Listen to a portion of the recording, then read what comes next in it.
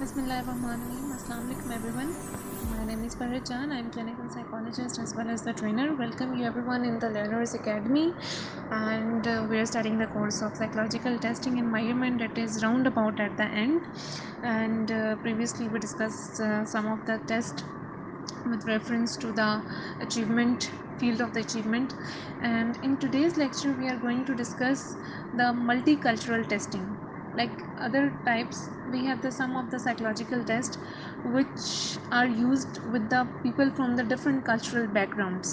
ठीक है, जब हम लोग साइकोलॉजी में समटाइम्स ऐसा भी होता है कि वैरायटी ऑफ इंडिविजुअल्स हमारे पास आते हैं, वो have the different cultural backgrounds, तो उनको भी हम लोगों ने डील करना होता है. ठीक है, सो साइकोलॉजिकल टेस्टिंग एंड मेजरमेंट इस डोमेन को भी कवर कर रही है कि जब आपके पास एक जगह पे डिफरेंट कल्चरल बैकग्राउंड के लोग हैं तो आपने उनको कैसे असेस करना है, उसके लिए भी हमें जो है वो साइकोलॉजिकल टेस्ट और मेजरमेंट्स जो हैं वो चाहिए होते हैं. अब कौन कौन से फैक्टर्स हैं जो इन्वॉल्व हो सकते हैं which can create the hindrance while doing the multicultural testing.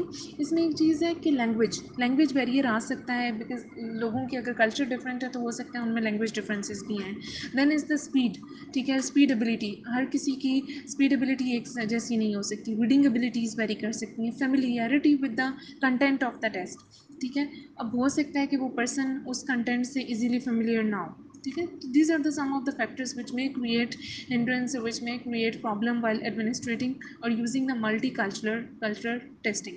अब मल्टीकल्चरल टेस्ट की अगर हम लोग बात करें तो हमारे पास बड़े कॉमन जो टेस्ट हैं जिनको हम लोग यूज़ कर रहे होते हैं हम रूटीन में with our clients, with our patients, with our normal individuals for any particular purpose, उनमें हमारे पास आता है Raven progressive matrices. It is also a multi cultural test जिसको हम लोग किसी भी कल्चर के लोगों पे इजीली एडमिनिस्टर कर सकते हैं, जिसमें कुछ सेट्स ऑफ फिगर्स हैं, उनसे सिंपली हम लोग क्वेश्चन करके कि ये बताएं कि ये किस किस के लिए सूटेबल है, हम लोग उसको यूज़ कर सकते हैं. ठीक है, सिमिलरली हमारे पास है जिसको कहा जाता है DAP.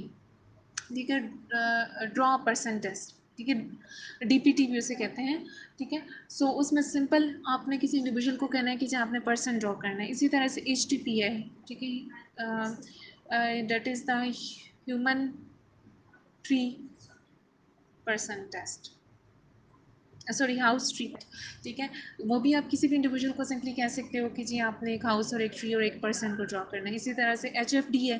ठीक है, that is a human figure drawing test. ठीक है, सिंपल आपने उनसे एक ह्यूमन फिगर को ड्रॉ करवाना है. So these are the some of the test जिनको हम लोग डिफरेंट कल्चर के लोगों के साथ ईजिली यूज़ कर सकते हैं. So these are multi cultural test. अच्छा, ये तो हम लोगों ने बात कर ली मल्टी कल्चरल टेस्टिंग की. फिर कुछ इसके बाद हम लोग बात करेंगे एडेप्टिव टेस्टिंग की. कुछ इस तरह के साइकोलॉजिकल टेस्ट भी होते हैं जिनको एडजस्ट किया जाता है according to the characteristics of the individuals, तो उसको हम लोग एडेप्टिव टेस्ट कहते हैं. ठीक है, अच्छा, उसके बाद some of the psychological test are those which have the computer based administration. ठीक है, जिनको थ्रू कंप्यूटर एडमिनिस्ट्रेट करते हैं. आपको बहुत से इस तरह के ऑनलाइन टेस्ट भी मिलेंगे जिनको थ्रू यूजिंग द कंप्यूटर हम लोग उसको एडमिनिस्टर कर रहे होते हैं लोगों पे. ठीक है, अच्छा, ये तो हम लोगों ने काफ़ी सारे साइकोलॉजिकल टेस्ट की बात कर ली. अगर हम लोग बात करें कुछ अल्टरनेटिव टूल्स की फॉर द साइकोलॉजिकल असेसमेंट या for the measuring the psychological traits, तो उसमें हमारे पास डिफरेंट टेक्निक्स हैं. उनमें से एक इम्पॉर्टेंट चीज़ है दैट इज़ इंटरव्यूज़. ठीक है, इंटरव्यूज़ की बात हम लोग करेंगे.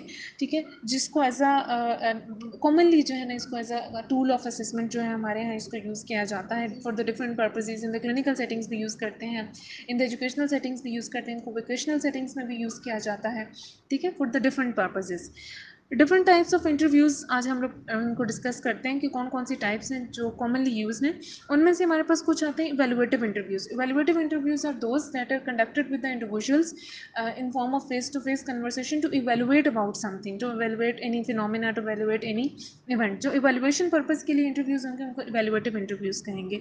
इसी तरह हमारे पास स्ट्रक्चर्ड क्लिनिकल इंटरव्यूज़ आते हैं. Structured clinical interviews are those which involves the close ended questions. ठीक है, particular definite defined clear cut questions उनमें इन्वॉल्व होते हैं, उन पर हमें पर्टिकुलर रिस्पॉन्स लोगों से मिलता है. ठीक है, लाइक हम कोई भी एक स्टेटमेंट देंगे जिसका आंसर येस या नो में होगा.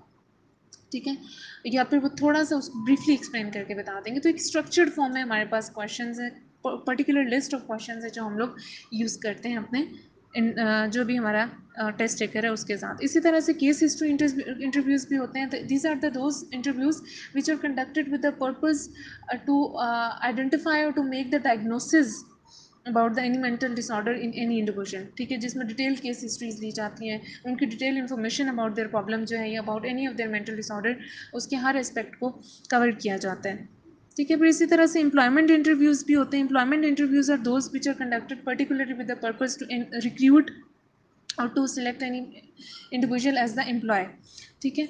तो इसी तरह कुछ ग्रुप इंटरव्यूज़ भी होते हैं जिनको हम लोग in with the number of the individuals हम लोग उसको कंडक्ट कर सकते हैं। फिर इंडिविजुअल इंटरव्यूज़ होते हैं जिसको हम लोग सिंपल किसी एक इंडिविजुअल के साथ कंडक्ट करेंगे, ठीक है। So these are the some of the types of the interviews which are used for the assessment purposes.